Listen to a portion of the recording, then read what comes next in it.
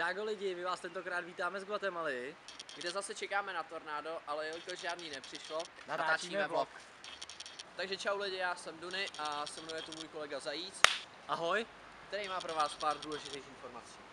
takže čus, já jsem Zajíc a chtěl bych vám říct, proč se můj vlog tak opozdil. Jak jste si mohli všimnout, v neděli vyšel náš první vlog ve spolupráci s Dreamlexem. Odkaz na jeho kanál najdete v popisku prvního vlogu. Vím, že jsme vám psali, že vlog vyjde ve středu před 14 dněma. A za to, že vyšel teprve tuhle neděli, se vám strašně omlouváme.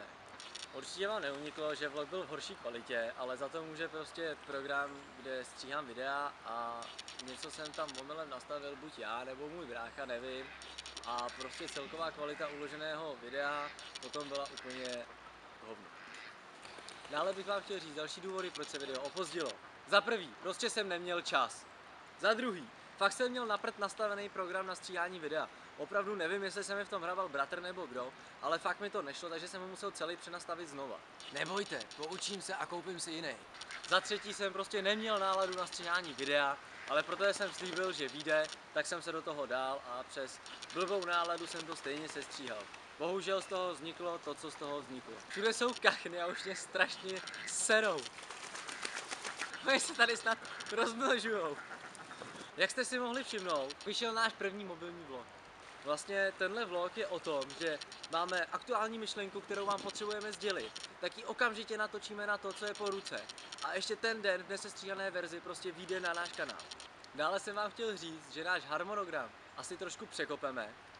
Za prvý, vlogy nebudou vycházet jenom ve středu. Vlogy budou vycházet i několikrát týdně.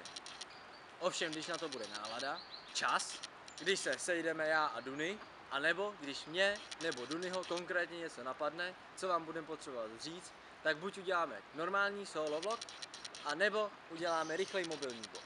Pokusíme se, my se nepokusíme, my na vás serem. Pokusíme se, aby každou středu vyšel double vlog, ve kterém budu já i Duny, ale ve kterém vám budeme sdělovat jenom podstatné a důležité informace.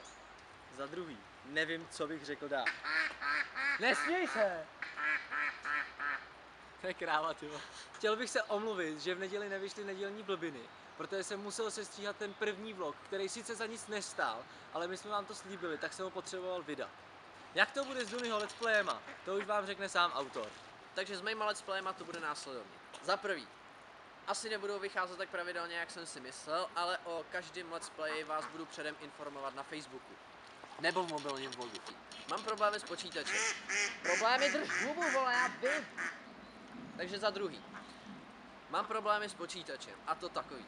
Za A, můj počítač je zavirovaný, takže já se teďka v nejbližší době pokusím ho odvirovat a zprovoznit tak, aby to šlo nahrávat. Za B, mám úplně podělanou baterku, takže ten počítač padá, vypíná se a já nevím co všechno, takže budu kupovat novou baterku do počítače.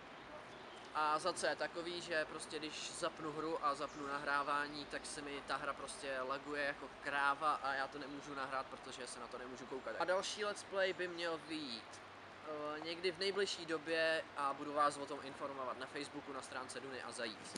Jelikož nejsem tak dobrý jako Duny v hraní her, tak nevím, jestli bych měl let's play vůbec natáčet.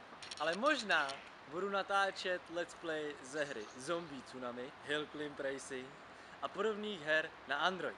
Dále pro vás máme novou hru, kterou s Dunym chceme natáčet. Budeme ji natáčet každou středu a možná i čtvrtek. Ve čtvrtek večer by vždycky mohla být, podle toho, jak to stihnu sestříhat. Tento let's play bude unikátní tím, že ho budeme točit vlastně v hodinách ve škole. A jelikož v hodinách se bude dost blbě dabovat tento let's play, tak jsme se rozhodli, že ten let's play budeme dodabovávat někdy ve volném čase. Sice to bude asi úplně na pytel, ale zkusit se má všechno. A jak se hra jmenuje, protože já anglicky opravdu neumím, a o čem ta hra je, protože já ji vlastně ani neznám, vám řekne Duny. Takže hra má název Killing Floor. Možná ji znáte, možná ne.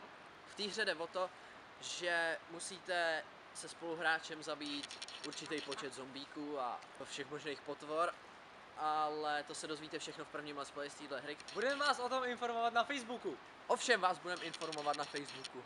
To není pravda, protože občas budeme natáčet mobilní vlogy, ve kterých vás informujeme snad úplně o všem. Jo. Já už na srdci vůbec nic nemám, takže bych se chtěl s váma rozloučit. a Duny se s váma rozloučí sám, takže ahoj. No a já se s váma taky rozloučím. Jestli se vám video líbilo, tak dejte like. Jestli se vám nelíbilo, dejte dislike. A popřípadně, jestli se vám líbilo, tak můžete dát odběr, moc nás to potěší. Tímto bych se s vámi chtěl rozloučit a čau.